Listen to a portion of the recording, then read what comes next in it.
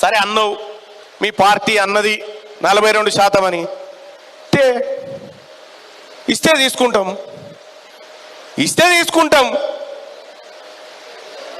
ఇయ్యకపోతే గుంజుకుంటాం, గంతే. ఇయ్యకపోతే గుంజుకుంటాం, ఇస్తే తీసుకుంటాం, ఇయ్యకపోతే గుంజుకుంటాం. ఇదే మా నినాదం. నువ్వు 42% బీసీలకు టికెట్లు ఇస్తా, నేను కూడా ఇస్తా. రేపు పొద్దుగాల ఓసీలకు టికెట్లు ఇస్తా, చార్మినార్ టికెట్ వాళ్ళకే. రేపు పొద్దుగాల నాంపల్లి టికెట్ వాళ్ళకే, రేపు చంద్రాయనగుట్ట టికెట్ వాళ్ళకే, అన్ని ఇస్తాం వాళ్ళకు కూడా.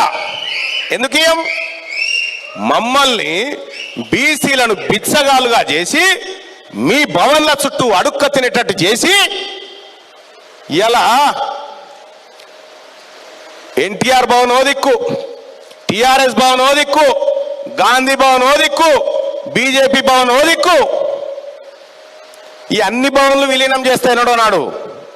అన్ని భవన్లు అమ్ముతా, ఈ భవన్లన్నీ అమ్మి పేదలకు సర్కారు దవాఖానలు కట్టిస్తా. ఎందుకు చెప్తున్నంటే ఈ భవన్లలో సెల్లు తయారు చేసి అందులో బీసీ సెల్లు, అందులో ఎస్సీ సెల్లు, అందులో ఎస్టీ సెల్లు, అందులో మహిళా సెల్లు ఉన్నదా? కాంగ్రెస్ పార్టీలో ఓసీ సెల్ ఉందా? మరి మీ సెల్ ఎందుకోలేదు?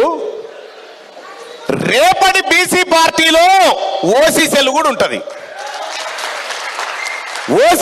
ఉంటుంది, మీరు మా జాతులను ఎన్ని రకాలుగా అవమానాలకు గురి చేసిరో బదలాలేంగే, పక్కా తీర్చుకుంటాం.